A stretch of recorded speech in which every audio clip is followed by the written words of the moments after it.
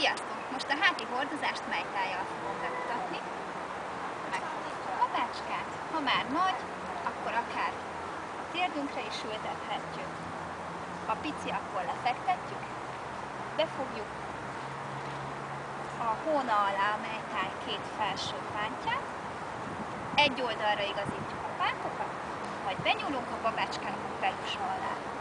Feltesszük az ellentétes vállunkra, nem kell lóbálni, nem kell lendíteni, óvatosan áthúzzuk a pántot a megfelelő válhoz, alulról benyúlunk,